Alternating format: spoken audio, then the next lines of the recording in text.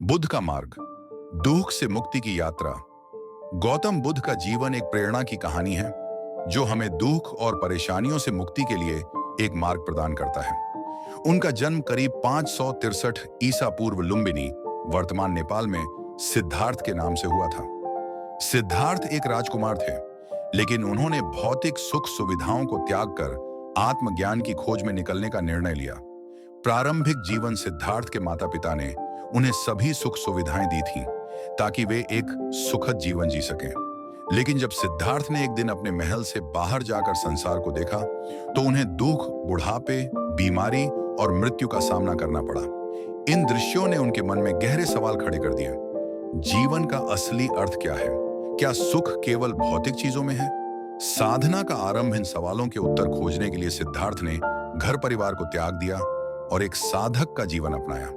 वे कई योगियों और तपस्वियों के पास गए जिन्होंने उन्हें ध्यान और साधना की विभिन्न विधियां सिखाईं, लेकिन फिर भी उन्हें संतोष नहीं मिला। उन्होंने समझा कि केवल कठोर तप से आत्मज्ञान नहीं मिल सकता।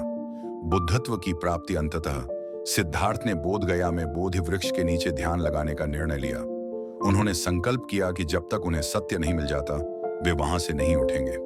कई दिनों की कठिन साधना के बाद एक रात उन्होंने महान ज्ञान प्राप्त किया और वे बुद्ध, ज्ञान का प्रकाश बने।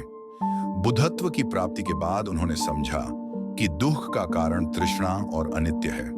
4 आर्य सत्य बुद्ध ने अपने ज्ञान को साझा करने का निर्णय लिया। उन्होंने 4 आर्य सत्यों का उपदेश दिया। एक दुख का अस्तित्व, जीवन में दुख अनिवार्य है। यह जन्म, बुढ़ापे, बीमारी और मृत्यु के कारण आता है। 2 दुख का कारण, दुख की जड़ तृष्णा, इच्छा है। जब हम अपनी इच्छाओं के पीछे भागते हैं तब हम दुख का अनुभव करते हैं। 3 दुख का निवारण, दुख को समाप्त किया जा सकता है जब हम अपनी इच्छाओं को नियंत्रित करते हैं और अनित्य की समझ प्राप्त करते हैं।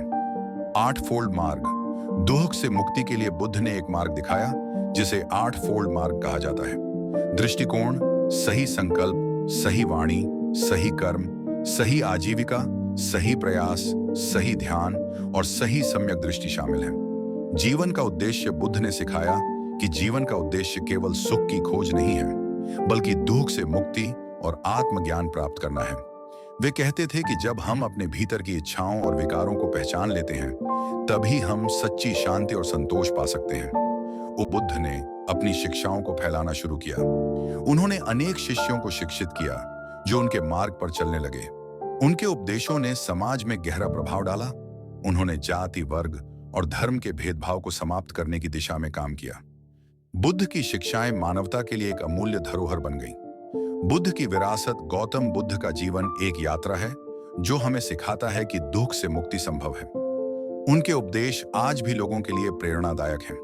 उनकी शिक्षाएं न केवल धार्मिक अनुयायियों के लिए बल्कि सभी के लिए महत्वपूर्ण हैं। बुद्ध का संदेश है कि हमें अपने भीतर की तृष्णाओं को पहचानना और उन्हें नियंत्रित करना होगा।